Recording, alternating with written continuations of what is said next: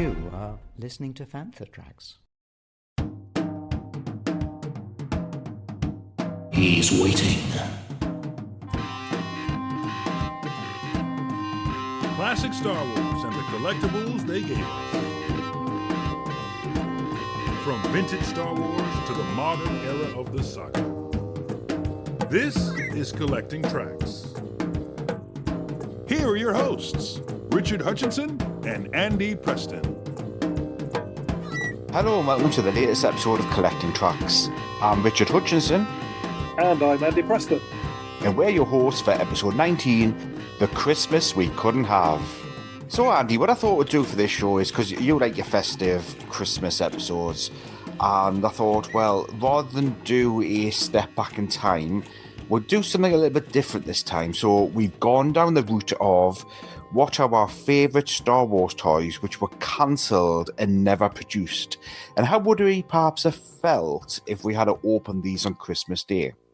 So before we get into that, let's have a brief introduction. What we've been up to, and Andy, what's Christmas going to look like in your house this year? What's Christmas Day going to be like? Yeah, what we've been up to, been busy. It's always a busy run up to Christmas. Lots going on at work and at home. I did manage to get out to a gig down in Torquay. Went to see the Wild Hearts. Always a big favourite of mine. Never actually got round to seeing them live, so I put that right, and that was fantastic. My ears were ringing for about a week afterwards, so that was good. What does Christmas look like for us? Well, we've had some family issues this year in the run up, so going to have a quiet Christmas. So Christmas Day, we got my dad for lunch. Thought we'd have a break from turkey, so no, he's coming over for the standard turkey dinner, so that's good. We'll probably see other members of the family at some stage, but just trying to sort of keep it fairly quiet, just the four of us, and just put feet up and kick back for a little bit. Got a few things to organise and so on after Christmas, so we'll get to that when it comes. But we're gonna have a good Christmas Day, just a quiet one. What about yourself? Christmas, you see, it's very, very busy run up to end of school term before the holidays. It's a busy period for year 11s doing the mocks, and generally the behaviour in schools declines when it hits December, so that was really challenging and busy as well.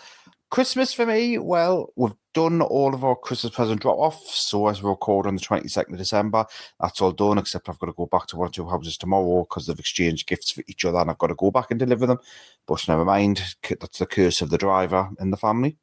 Christmas Day, so there are only the three of us at home now. The others have fled the nest, so we've only got one left. But we are going to head down to the mother-in-law, the father-in-law, and Helen, who is a cook, who's my wife. She's going to make Christmas dinner because the parents are getting a little bit on in their years and carrying heavy turkeys and whatever else from the kitchens, getting a bit too much for them. So we're going to have Christmas at the in-laws. But apart from that, I'm looking forward to a very, very nice, relaxing time.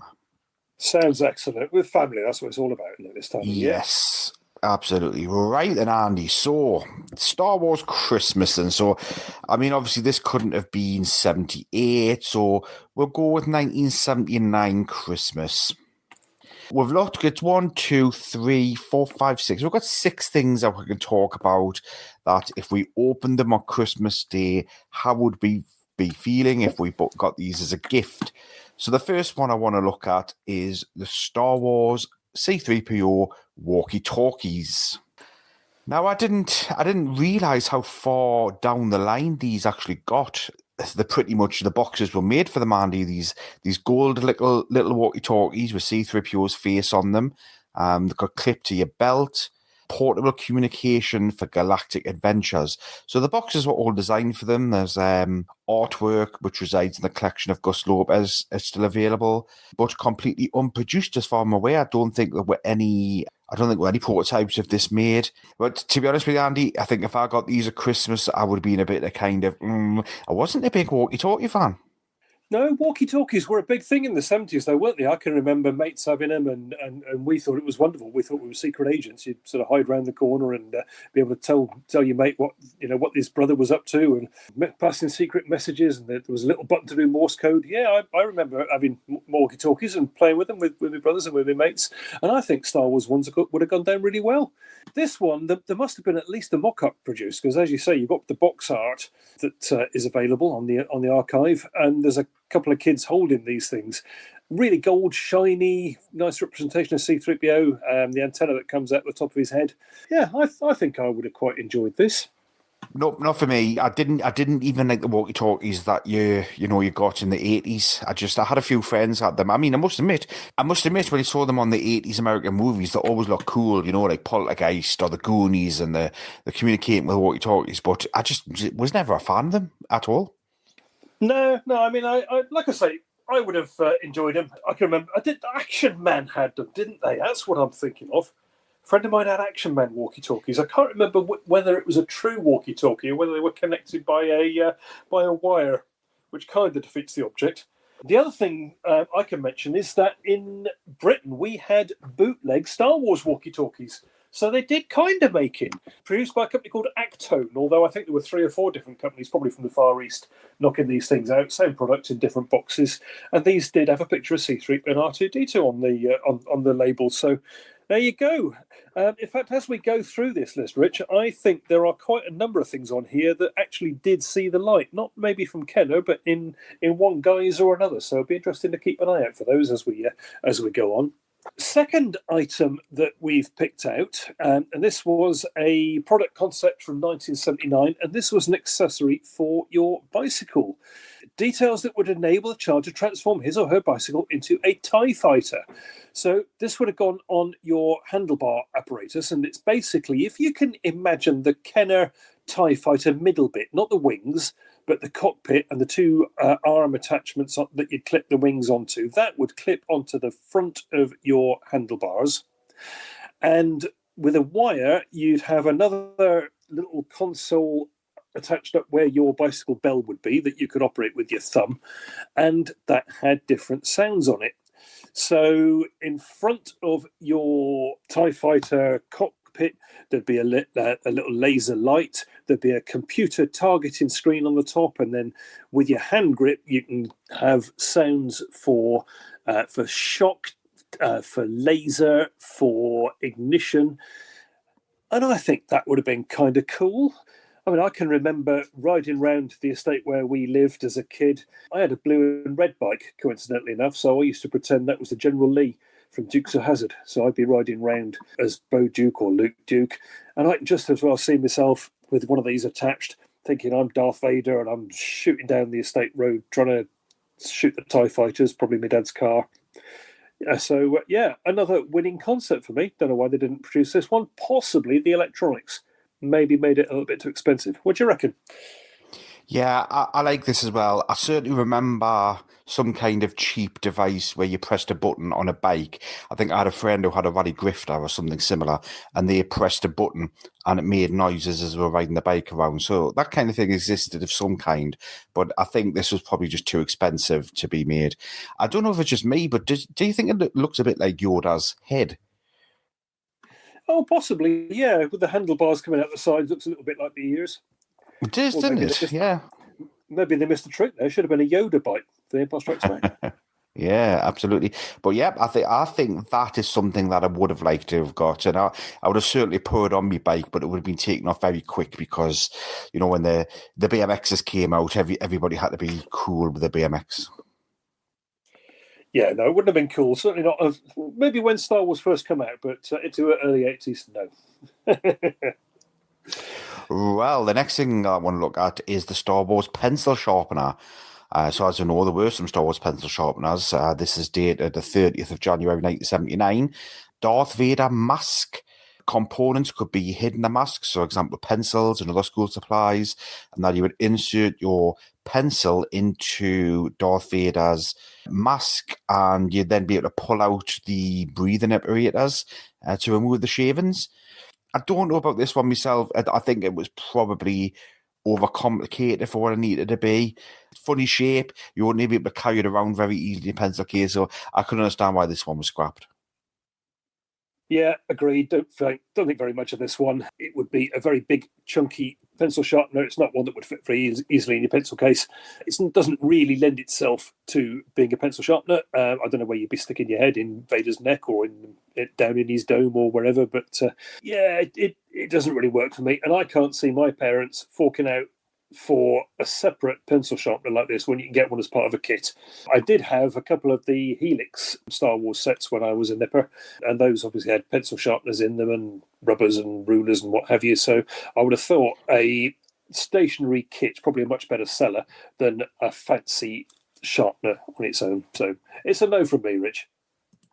Next one we flagged up, I do quite like this one, possibly aimed at younger kids. This is a toy telephone designed around a Star Wars character, and in this case they have chosen R2-D2.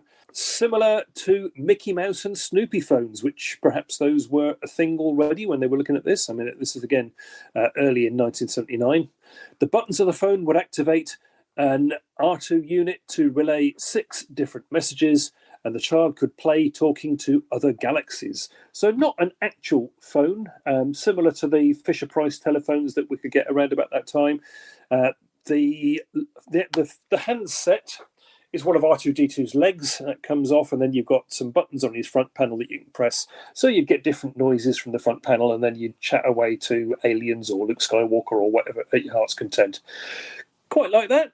Like I say, maybe for younger kids, maybe for preschoolers. And again, perhaps that's why it didn't take off, because at the time, Star Wars was very much marketed to the 7s and 8s and above. Maybe a toy telephone, not quite so much for that age range. But funnily enough, Rich, I do have in the loft an R2-D2 telephone, which was produced, when was it? Was it late 90s, early 2000s? Analog telephone that you could actually use, and very, very similar. If I remember rightly, the handset, again, is one of R2-D2's legs. So what goes around comes around. Yeah, not for me, this. It's also a bit too Earth-ready. You know, a telephone, they wouldn't use telephones in the Star Wars galaxy, and I think it just completely missed the point. Fun for a tiny little kid, but yeah, I think they'd much prefer to have Snoopy or Mickey Mouse at that age. Yeah, could be. Hi, this is Brian Hickey, and you're listening to Fantha Tracks. Okay, the next one then, the R2-D2 lunch pail. So this is a bag, which I'd imagine is some kind of padded bag inside, where you would zip open, so the dome for the R2-D2 would open up, and you put your sandwiches and your drinks and your crisps and your fruit into your lunch pail, and nice little strap around the side that you could carry around with you in your hand, or you could sling it over your shoulder. It looks as though it's padded. I don't think it's plastic. I think it is very much a... Yeah, it looks a vinyl or a PVC. Vinyl, that's it. It's a vinyl kind of padding around it. I think I would have loved this, I'm going to be honest with you, because everybody else had the rectangular shaped blue or red lunch pails, or lunch boxes as we would call them. This one's completely different. So Star Wars. I actually like this. Yeah, I do. And it works so well with R2-D2 and the zip around the head, so the head comes off, and then you use the body as the storage part. I think it's great. It's made by Thermos. They made a lot of lunchboxes right the way through the Star Wars line, and I think this would really have sold well. It fits very nicely with the Star Wars brand. You've got R2-D2, the head zips around, and the head comes off, so that's the opening, and then the cylindrical body is where you keep your sandwiches.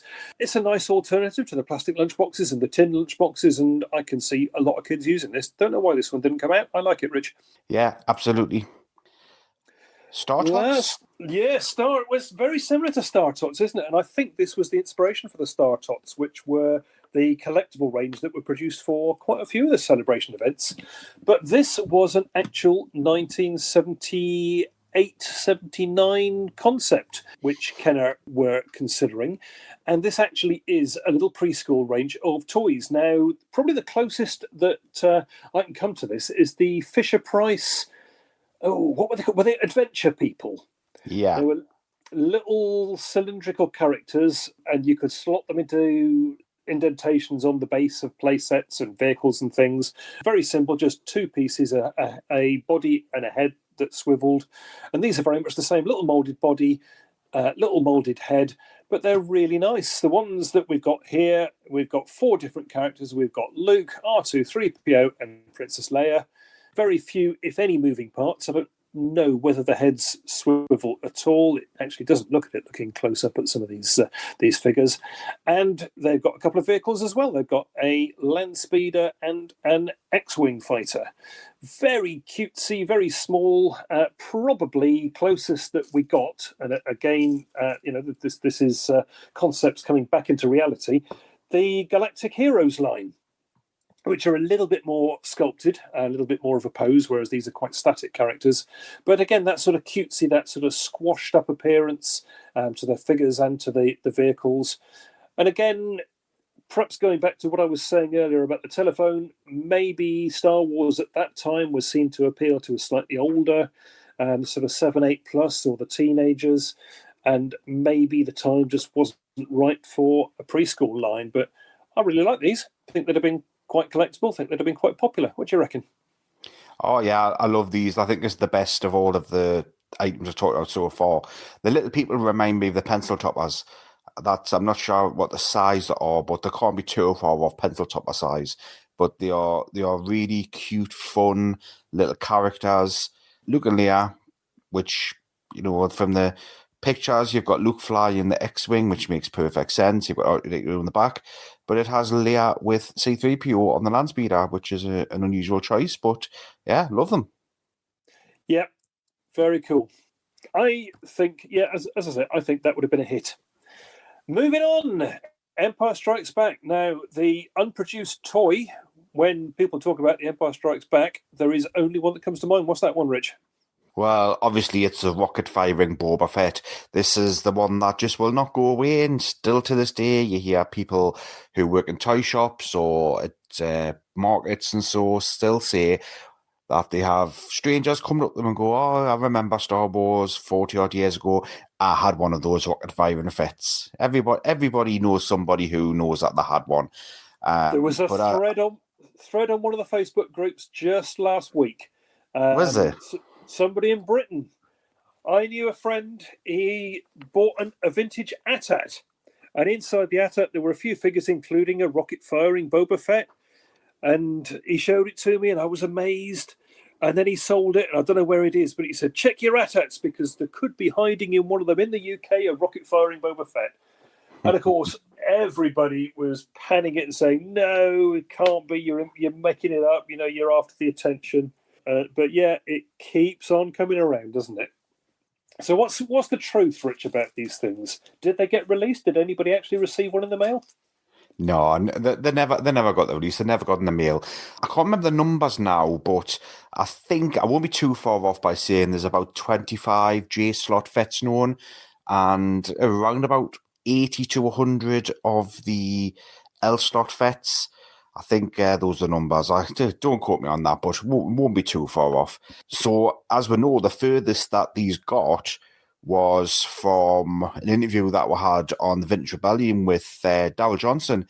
And I think one or two have been up for sale at American auction houses recently, where the Boba Fett came in a white box, which was a test drop from memory.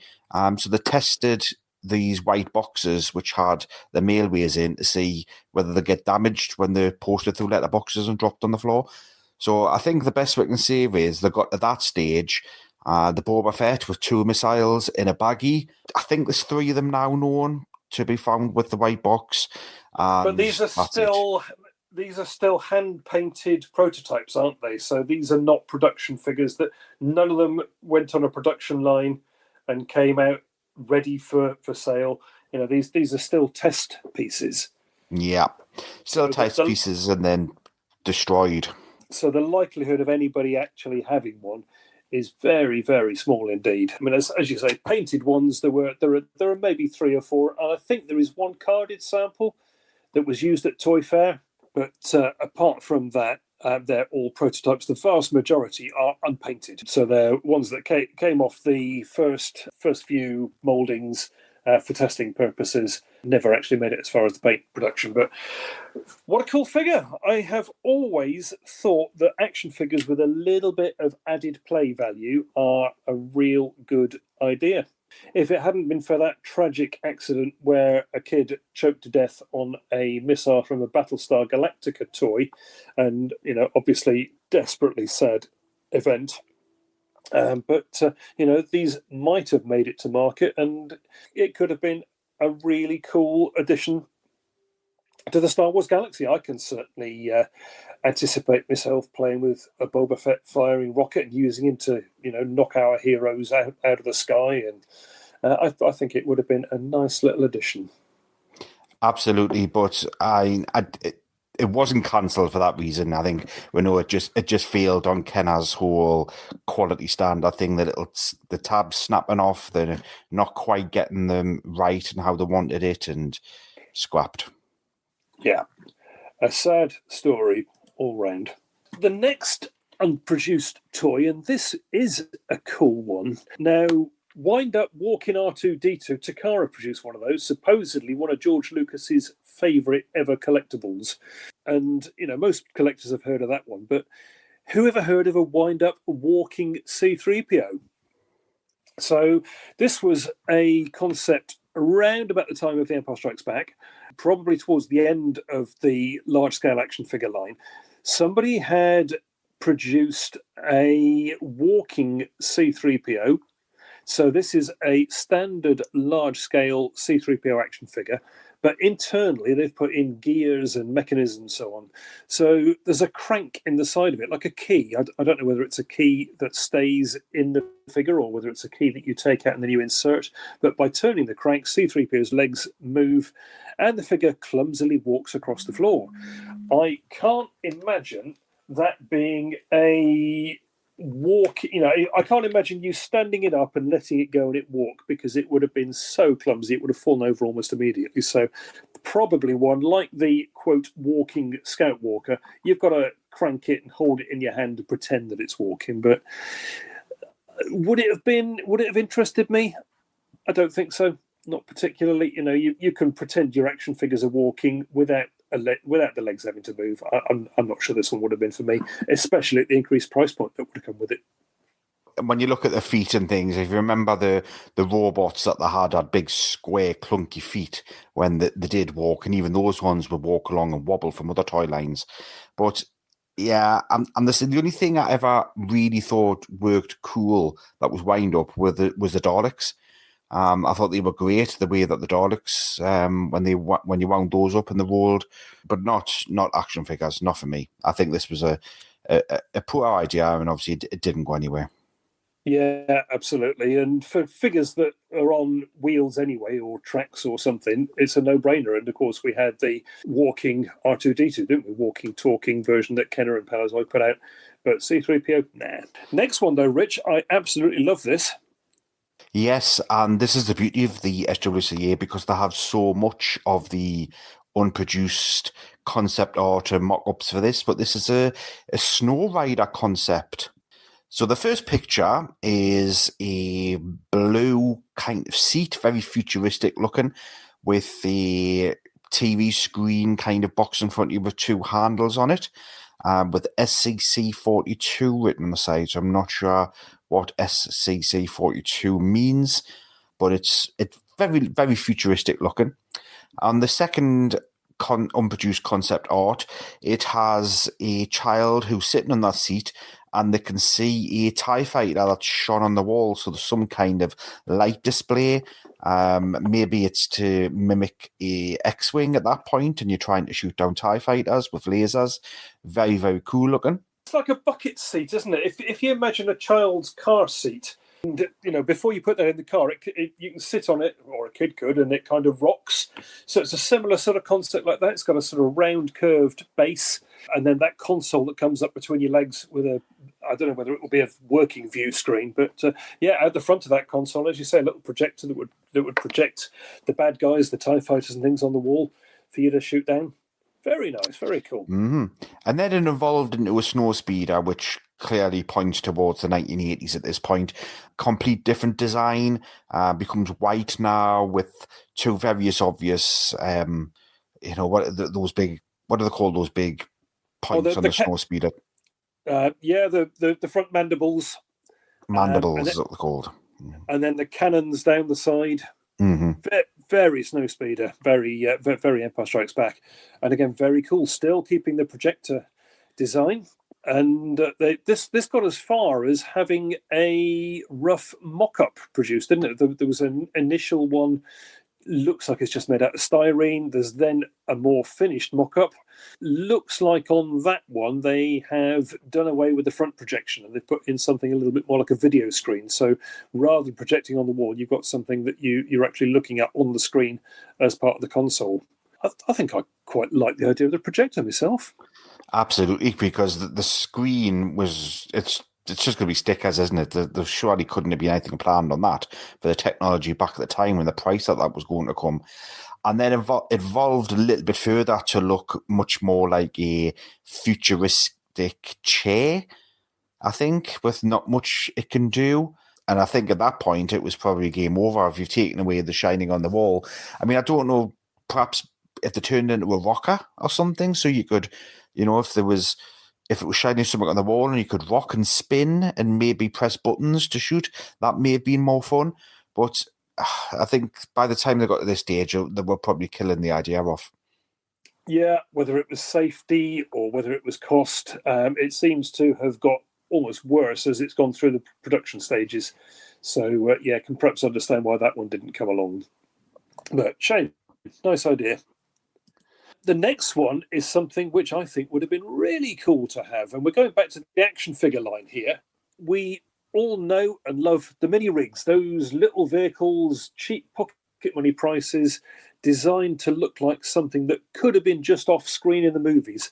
And Kenner were thinking about this on a slightly larger scale for The Empire Strikes Back with the SRV-1 vehicle.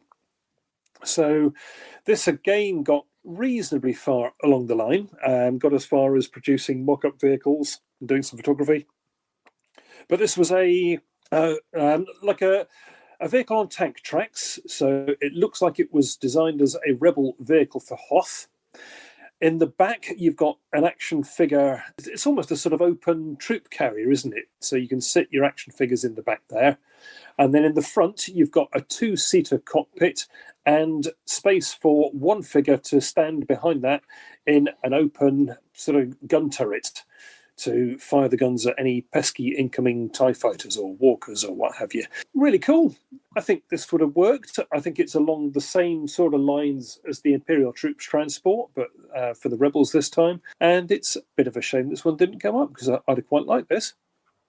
I think it's wonderful. I think it's really good. What would SRV stand for? Then you know how we've got, we know what most of the letters are. And the other thing is SRV. SRV, search and rescue vehicle. How about that? Search, is that what you're going with? Just off the top of my head. I tell you something though, if you were on search and rescue and that thing turned up, you would hide. You certainly wouldn't be rescued by a tank with huge cannons in it. Is this Imperial or Rebel? This is Rebel, judging by the photos of the vehicle in action, because they did produce some plastic mock-ups. So you've got pictures of this with Han and Chewie sitting in the cockpit, Luke on the top in the gun turret, and actually you've got 3 Han Solo figures, 5 in one of the pictures. They've got cloning technology coming back into action here. So you've got Han and Chewie sitting in the cockpit, you've got Han and Luke manning the gun turret, and you've got 3 more Hans in the back troop transport bit. But you've also got, well, this is interesting, it's rescuing a disabled snowspeeder. So it looks as if there was planned to be a winch that came out the back, and the winch attacks on the back of the snowspeeder, and they can pull it back up a ramp into the back of the vehicle, and it's designed to sit on the back and be taken back to the rebel base for repair. So very nice. Yeah, and perhaps search and rescue vehicle is perhaps I'm not too far away from the truth there. Maybe. And I think that'll be an unproduced snowspeeder as well. It's too big to be a die-cast snowspeeder. It is, and some of the detail, if you look at the detail on the guns particularly, that's very different. So again, an early stage prototype of the snowspeeder there, I think. I tell you what, as well, I think this kind of was in the movie, or at least was filmed out in Fantha, because there is a tracked vehicle with a big gun on the top and I think a troop compartment in the back that was out on the battlefields in Fantha. There's also some behind-the-scenes pictures of Luke in his X-Wing gear stood in it firing the gun, and there's some pictures of Luke and the other heroes with this in the background. So it may be that Kenner had some photos of this and they decided that they would come up with their own version of it. Again, gives it a little bit more credence of having been in the movie just about. Also in the 80s, Empire Strikes Back, the large-size action figures were being developed. So the next thing I want to talk about is another unproduced large-size figure. Which one's this? This is Lando Calrissian. Lando never got a large-size action figure. They produced a number for the Star Wars, the first movie, as we know. Empire Strikes Back came out and we had 2 characters from Empire. So we had Boba Fett. He was kind of a Star Wars character because he was released ahead of Empire's release, and IG-88. But why did Lando not get a release? Is it because he was a little bit more of an ambiguous character at the time? We didn't really know whether he was a good guy or a bad guy.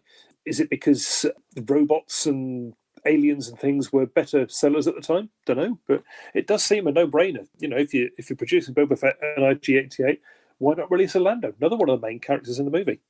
Not one for me. I wouldn't have been too interested. I think even I'd lost interest in Action Man. The scale wasn't right for me. I much preferred me 3 3/4 inch size figures. Yeah. I didn't have any of the large-scale figures as a kid, and I'm not sure it would have interested me particularly. I would far rather have multiples of the smaller figures and have all the vehicles for them to go in and have adventures. I don't think the large-scale release would have interested me particularly. And I think that was a large reason why the line declined and didn't really make it very far into the Empire era. So that, more than anything, might be the reason that poor old Lando never saw the light of day. While we're on the subject, though, they did come up with various other things for the large-scale range, didn't they? They were planning a range of clothing for the dolls that you got already. So there was an X-Wing fighter outfit for Luke, and then there were various outfits for Princess Leia, and I think Han got another suit of clothes, none of which ever made it to market, but they're all on the archive if you want to go and have a look for them. For everything in one location, daily news, reviews, interviews, podcasts, video and social media feeds, bookmark FanthaTracks.com for Star Wars news 24/7, 365.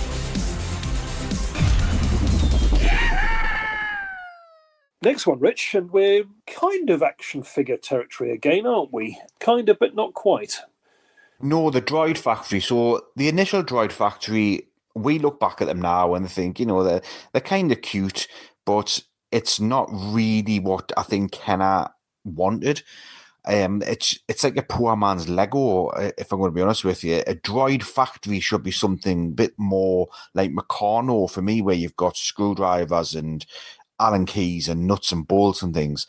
So the updated version of the Droid Factory, which was proposed, was very much along those lines with motors and, gears and things. I've talked about this before again on the Vintage Rebellion. This is the mechanized Droid Factory, the upscale version. I think this currently resides in the Cincinnati Museum, I believe, for people to go in and have a look at. And it was about to be tossed out, wasn't it, before it was rescued by fellow collectors who I've talked to before about this, Josh Blake being one of them. Sadly, the name of the second guy escapes me. But I think they rescued this and it's now on display. I'm going to be honest with you, I still don't like Lego. I hated Lego as a kid. I hate it now. I just don't get Lego.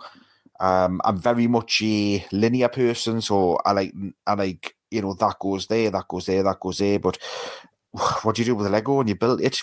You chuck it in the bin. And I was never interested in Meccano as well as a kid. I could appreciate, seeing cranes pick things up and then moving with gears and dropping things off, but I just found that stuff boring. So this for me would be another thing that I would look at, probably lose most of the parts in a day or two and end up tossing it. Yeah, I'm going to disagree with you there, Rich, because I did enjoy. I had Lego sets, but more so than Lego sets, I had a big box of random Lego parts, as a lot of us did in the 70s. And my playing with Lego, I remember much more as being creative play rather than building the model that's on the box. So I did enjoy assembling different components and seeing different ways in which you could put it together and making different things. I think I could have quite enjoyed this, especially with, as you say, there being more creative opportunity in terms of the way you put all this stuff together, building a wider variety of robots, and with the motors included, so that you could make them walk, or you could make pulleys, or various different things. And I think this would have quite appealed. With it, you could build two of the Star Wars characters. There would have been a walking R2-D2, and there would have been an FX7. I'm not quite sure what FX7 would have done, whether he'd have walked or had other motorized functions. But I think I would have enjoyed this, and I would have had fun looking at all the different ways that I could combine sets and try and do different things. So the reason it didn't come to market is purely because of cost. They brought it fairly far on. They made quite a number of different concepts, but in the end, they looked at how much it was going to cost to produce the toy, didn't think that there would be enough margin in it, so it was scrapped, which is a bit of a shame, I think. Well, and moving on to another size or different scale, the micro collection. Yeah, micro collection was something which very much did see the light of day, and more in the States. We got very little, if any, of the micro collection here. I can remember I must have bought an imported Kenner toy that had that silver Empire Strikes Back catalogue in it. Do you remember that one? Which featured a lot of the micro collection toys, and thinking, wow, I'd never heard of these. Looking out for them in the toy shop and never actually finding them. So again, never had any micro collection as a kid, but I quite like it as a line. Again, you can build up a lot of figures and a lot of play sets relatively quickly, relatively cheaply. You can have big battles with them. And I think had we been able to get it, it would have appealed. But what we've got here, Rich, is something which was totally unheard of in the shops. We got the Death Star world, we got the Hoth world, we got the Bespin world, but what's this one all about? Well, this was the Dagobah world, which, again, it's just, there already was a Dagobah swamp, so why make that in that size scale? If you're going to make a different scale, why aren't you making different things that didn't exist in the original scale? I just don't get it. It's not for me at all. It's very reminiscent of the Dagobah Swamp Yoda's playset that we got, with the cave, the same colour base and levers and tree stumps. But yeah, it's not for me at all. However, I did like the idea of the attachments or the extra pieces that you could purchase to add to it, such as the X-Wing fighter in a swamp. I thought that was a pretty cool idea. Yeah, absolutely. With the micro scale, you get the opportunity to have a lot more, don't you? So I imagine if Dagobah had properly seen the light of day, you'd have had 3 or 4 sets that fit together, as you did with the others. So you might have had the Dark Side Cave. You might have had the swamp, as you say, that the X-Wing could sink into. You might have had Yoda's hut. So, I can see there being some in there. A little bit limited in your choice figures. Once you've had Yoda, Luke, R2-D2, Ben Kenobi, and Darth Vader, that's pretty much it. I mean, you can have those in different poses. And I know here they were talking about one of Luke running with his backpack on, and another one of Luke with his arms upstretched, so you could have him either stood on doing his handstand, or stood as if he's sort of reaching up and jumping. But yeah, maybe too similar to the 3 3/4 inch. Maybe they thought that there were better options with more action. But Dagobah, an interesting concept that we never saw. Well, what's your favourite of the Empire line then, Andy? Which one would you have had back in the day? Favourite one from the Empire line? It's got to be the SRV one, that vehicle. I'd love to have had that with the action figures. In fact, if anybody, I haven't seen this one as a mock-up, a repro, but I think if anybody produced one of these, I'd be very tempted to get one. Yeah, I completely agree. It was the tank treads were just a little bit too army, for me, too Earth-like. Maybe something else instead of tank treads, but I thought it was a great set. And if it did come with some kind of winch that you could attach vehicles to it and drag them back onto the back of it, I think I'd rather have had one of them than a Rocket Fighting Fett, if I'm going to be honest with you, back then.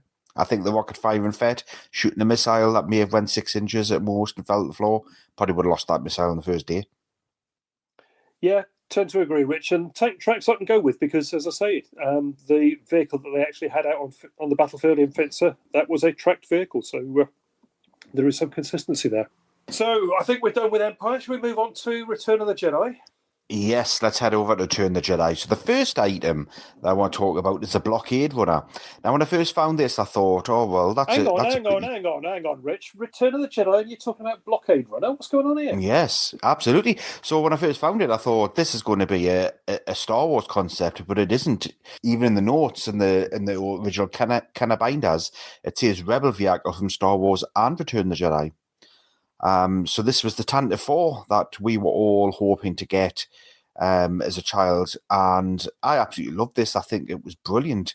You know, you've got a cockpit at the front, and it has the B-wing pilot in the front in the cockpit, a couple of cannons on the top and the side, and for some reason they went with the Bespin Luke as the person who's popping out of the top hatch there with the radar dish on the top. But I think this is pretty cool, this, and battery-operated rear cannons and engine lights, escape pods, which can accommodate R2-D2 and C-3PO, movable radar dish, manual-operated front cannons. I think this is brilliant. This is something that should have been released with the original Star Wars toys. Nope, disagree. Totally disagree, Rich. And the reason being, it is so out of scale. I mean, there's always been some issues with scale with some of the vehicles. They're all smaller than what they should be to scale with the figures. The Millennium Falcon is probably, well, that and the Shuttle, probably the biggest culprits. But the blockade runner is supposed to be enormous. You know, you look at Luke standing there in the top hatch on this prototype, and it just looks so wrong because it can't be much longer. It must be about the same length as the Falcon in size, and it's supposed to be so much bigger. I always thought the blockade runner should have been a playset, not a vehicle at all. Some corridors, the engineering bays where the escape pod is, the sort of chamber where Vader strangles Captain Antilles. I would have thought that would have made an excellent playset. But as a vehicle, it doesn't really do very much. Yes, there are places that you can sit your action figures. Yes, you can fly it through space. But, you know, it doesn't do it for me. Playset, yes. Action figure vehicle, nah. Sorry. The thing with the playset is that you tend to you visualize a playset as being something that's static. I can't think of anything that, you know, I mean, yeah, I could argue the Death Star moves, but, you know, for all intents and purposes, it's a pretty much static thing, isn't it? So I would struggle thinking of the Fantha 4 as a playset. Yeah, Darth Vader's Star Destroyer. That's a good example of a playset. It's tiny segment. I mean, that Darth Vader Star Destroyer, you wouldn't have fitted in a, you know, it must be about 3 kilometers long if you bought that as a playset. Yeah, but I think it works much better as a playset, what Kenner did with it, rather than trying to reproduce it as an entire vehicle. And I think I don't know. I think I would have preferred a Star Destroyer, maybe a little bit bigger than the Millennium Falcon. I would have thought that would have been brilliant as a kid. I would have loved that. Yeah, maybe. I think I would always have thought, too out of scale, but we'll have to differ on that one, Rich. Mm-hmm. All right, then. So obviously by the time we get to Jedi, we started getting, you know, a bit more technologically able, you know, more other toy lines are coming out with more cool kids. The video game market's taking off. So what was Star Wars' possible response to that? Yeah, Parker Brothers, they came up with a prototype of a handheld electronic game. Now, this was planned at the time of Return of the Jedi, so 1983. I'm not sure whether we had much in the way of handheld electronic games at that stage. I can remember having some in the later 80s, things like the sort of Pac-Man derivatives, Mini Munchman, things like that. But this would have been quite innovative for the time for 83. What this is, if you picture the macro binoculars, probably the ones that the Sand Troopers used in Star Wars. So a white box with some controls on the top, a single lens on the front. I mean, it's a non-functional lens. The main part is the view piece that you look into. So you kind of put your eyes into this little box and you're looking at a screen in front of you. And it would have been, I guess, a fairly simplistic X-Wing V TIE Fighter Death Star battle game. There's no actual images of gameplay, anything like that. But the box art shows a trench scene. You're sat in what looks like an X-Wing fighter, looking at the front, you've got Darth Vader's TIE fighter and a regular TIE fighter in front of you shooting at you. So I'm guessing you would have had something similar to maybe the Star Wars arcade game that was in the coin-op arcades, where you'd have things coming past you in the front and you'd have to shoot them at the right time. But interesting to see this concept. We don't really know why this didn't hit the shops. Again, quite possibly the cost. But actually, reading here on the archive, this is a fully finished prototype that they've pictured. The toy itself is a painted hard copy, hand-cut decals, metal parts and screws. It's completely functional and powered by C-cell batteries. Oh, come on, Gus, this is in your collection. If it's completely functional, tell us. What's the gameplay like? You must have had a go. Is it in the age range of it? What do they say? That's on the box, is it? Ages 8 to 15. Yeah, I mean, possibly a little bit more fragile, maybe, or possibly, it's valuable tech. You wouldn't have wanted your 3-year-old playing with it, maybe? I do remember, I'm not sure if I had it or a friend had it. There was like a red headset that it had 2 buttons on each side, and it was like a car, and you would just press the button and it would just switch between lanes as you avoided things in the road from memory. I think it'll be very similar that way. It just loops constantly. Yeah, could be right. As I say, we'll have to tap Gus up and see what he can tell us about the gameplay on it. But interesting idea. We didn't get any Star Wars electronic games at all in that time, did we? Had to wait till guessing 1990s? Was there anything around the time of the special edition or prequels? Tamagotchi Tamagotchi's the first thing that comes to mind for me. Yeah, definitely there were prequel games. There was a Jar Jar sub game and various other things, but there must have been some earlier ones than that. Yeah, one for another show, maybe. Maybe. Hello there, you beautiful people. This is Steve Evans, Senior Design Director for Star Wars at Hasbro, and you are listening to, you guessed it, Fantha Tracks. Right then, back to action figures. Now, you hear people all the time saying, why didn't they make a Tarkin? Why didn't they make a Rebel Trooper? Why didn't they make X, Y, and Z? And to be honest with you, none of them have really interested me at all. Yes, if they made a Rebel Trooper, I would have collected it. I would have had it as a child, and I may have had more passion for it. But the fact it doesn't really bother me over as much. So I know that you've put one in the show notes of the dancer, the Jabba's dancer, Gorgon. Honestly, if I had got the Gorgon as a kid, unless it was last 17, which I didn't have any of the last 17 as a kid because I'd moved on to other things by then, would I've got it? Highly unlikely, I'm going to be honest with you. Well, it's an odd choice, isn't it? There are very few action figures that made it almost to release stage, other than the ones that we actually got. We know that from the Droids and Ewoks lines, there were quite a few unproduced samples that got very far along in the production process before those were cancelled. But the actual Star Wars original trilogy, very, very few. There was a hard copy of a Jedi Luke, if I remember rightly. But this seems to me like a really odd choice when there would have been some far better examples. The ones that you just named, for example. A Han Stormtrooper, that would have been a good one. Princess Leia, we could have done with either an Ewok village or Jabba's prisoner. There were much more obvious choices than, let's face it, an overweight, six-breasted dancer who is on screen for about 3 seconds in Jabba's palace. Whose idea was it that this should be the next action figure?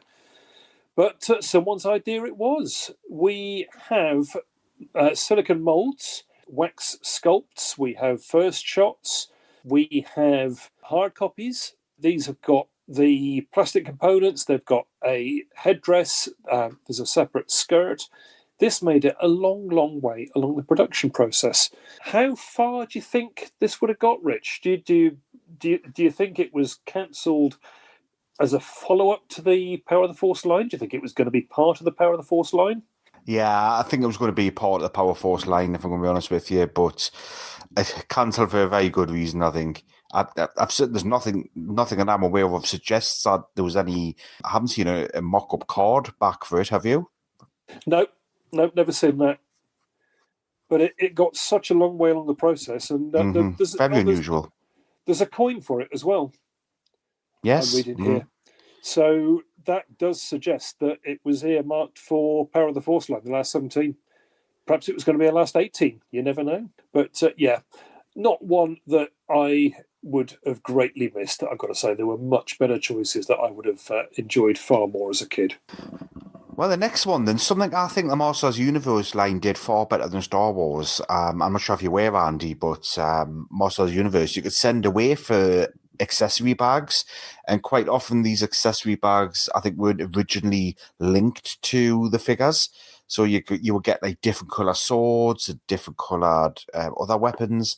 So I think Star Wars could have done a lot more with that. I think I would have been really pleased to send off for an accessory bag that had weapons that I was missing, but also other weapons as well that could pair with my figures. Yeah, we had a bit of that, didn't we? The survival kit was the closest that Star Wars came, with other bits and pieces, the backpacks and the gas masks and the grappling hook and what have you. But the Return of the Jedi era again, or probably late on in the Kenner came up with some ideas that they could probably repackage some of the old action figures, make them a little bit more interesting. You know, what's the one that we got featured here, Rich? So this is Reese. So Reese is a fan favourite. It really is. Everybody loves a bit of Reese, even though they're very, very easy to get in the vintage market. But this is Reese, our 3-eyed alien friend, with a trinoculars.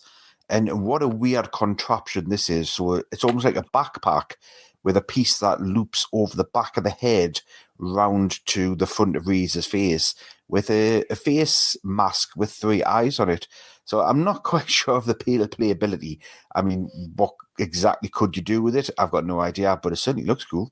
Yeah, maybe if you're on the sail barge and you want to spot oncoming rebels, or you want to spot the Sarlacc approaching, you put your trinoculars on and, and you look out. But yeah, it's something a little bit different, isn't it? Would it have appealed to me as a kid? Probably not. I mean, I might have used it in play occasionally. Like I say, probably have had reuse as the lookout in the bounty hunter's castle, and he'd be sort of there on the battlements looking out for the rebels and spotting them and alerting the others. Would I have bought another reuse figure to get that accessory? Nah, don't think so. I'm going to ask you to take the next one, because I think this is a favourite of yours, isn't it? And one that you particularly have a passion for. It certainly is, Rich. Yeah, we had various different weapons, kid-sized weapons, sort of role-play weapons throughout the Star Wars line. So for the first movie, we had the Han Solo blaster, we had the Stormtrooper blaster, we had the god-awful blow-up lightsaber. Later on in the line, we had the Biker Scout pistol. We had there was another lightsaber, wasn't there, for droids, and the longer one that was issued for, was it Jedi or Power of the Force? Can't remember. Anyway, we had various things. What we didn't get, and I would have loved to have seen at the time, was Boba Fett's wrist blaster. And this was conceptualized around the time of Return of the Jedi. Why didn't they make it? Goodness knows. Absolutely brilliant. So you can picture the scene in Return of the Jedi. Boba Fett's on the skiff. He's fighting the rebels. He's trying to take down Han Solo. He points his wrist laser. A rocket shoots off, and thank goodness he misses, because that would have ended the movie real quickly. But very, very cool. So what we've got is a plastic 2-piece, what would you call it, a gauntlet, or a... gauntlet, yep. Yeah, it sort of fits on his wrist, doesn't it? Goes over your arm, clips together, it's painted, you've got the yellow and blue detailing that you had in Return of the Jedi. It's held together with Velcro, so it will stay on your arm. It actually fires soft-tipped darts, a little bit like Nerf. And who wouldn't have wanted one of them to, you put on your Ben Cooper Boba Fett suit, you strap on your wrist blaster, and you're away.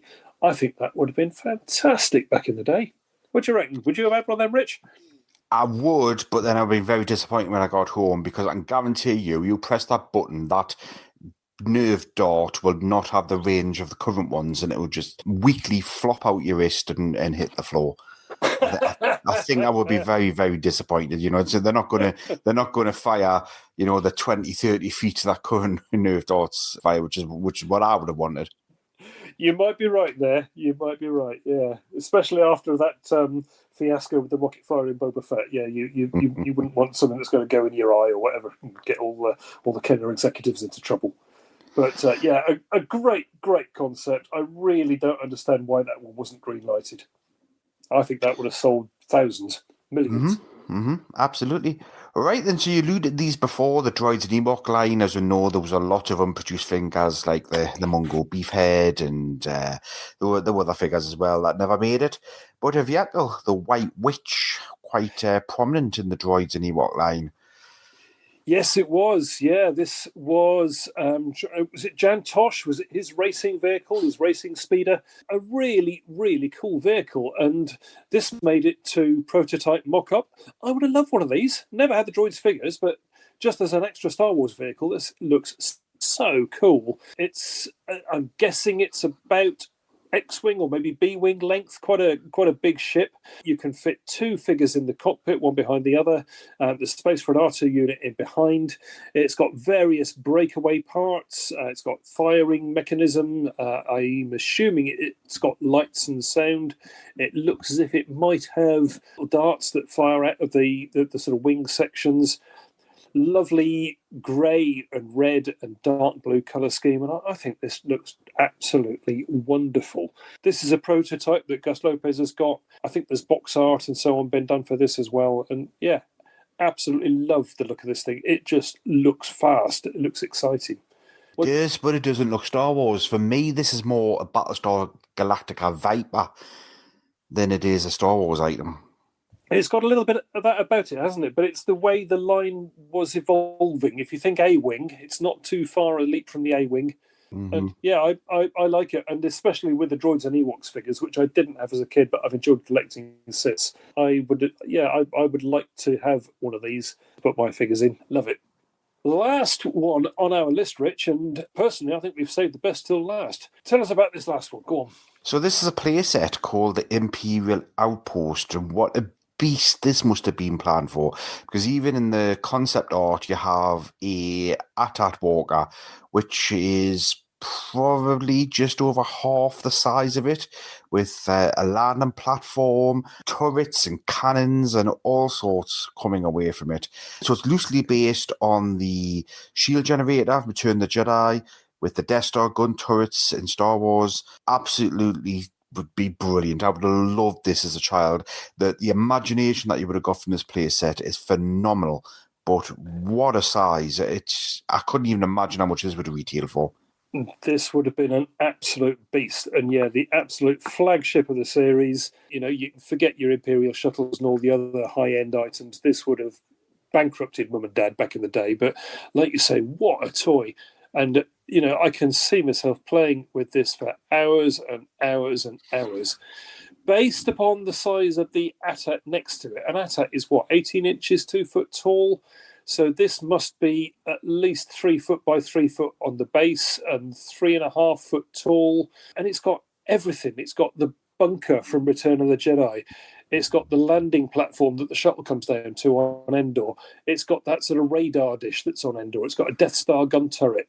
You've got an AT-AT dock, again from Return of the Jedi. I assume that round the back it's got all sorts of bits that open up and rooms and control rooms and goodness knows what else inside. So you could probably reenact Death Star scenes in it as well. I'm thinking, what's the G.I. Joe ship that everyone talks about? Yes, absolutely enormous one. The USS Ulysses or something like that. Something like that, yeah. Massive, that thing.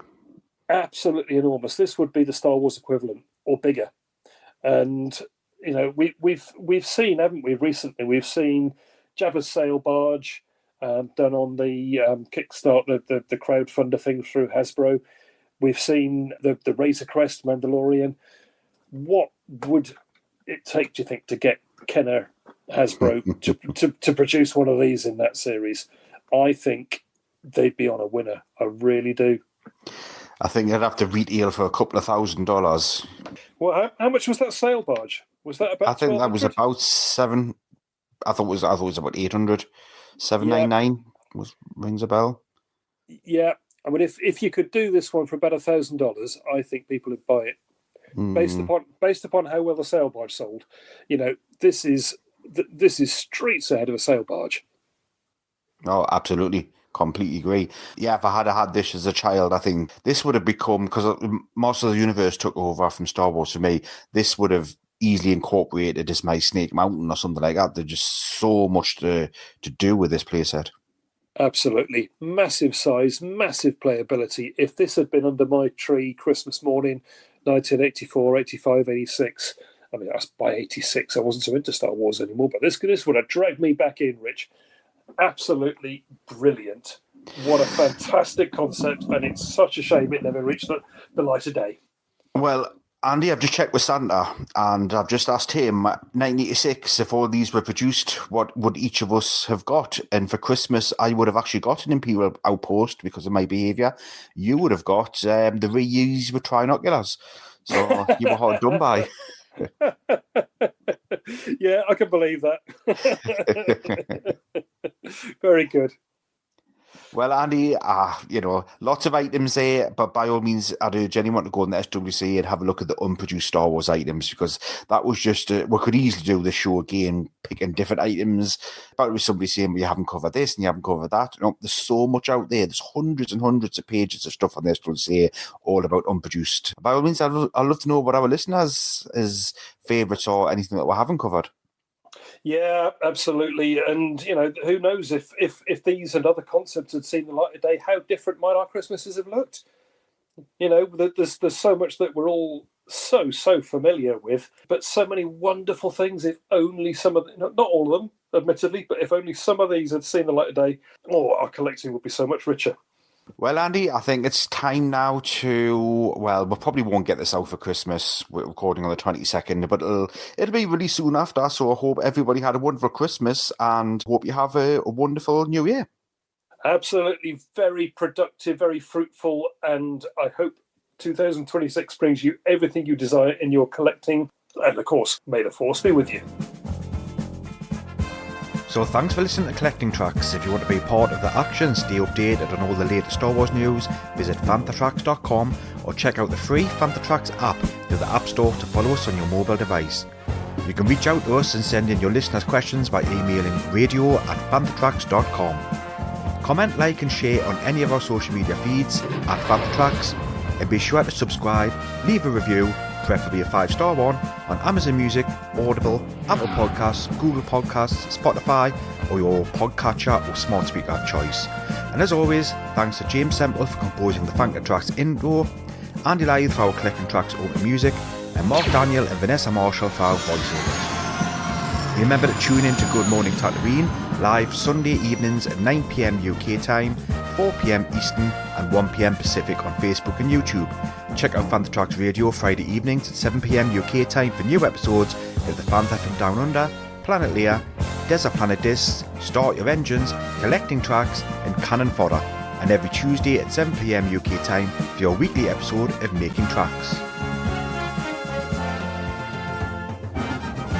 Coming up next on Fantha Tracks Radio, it's Making Tracks.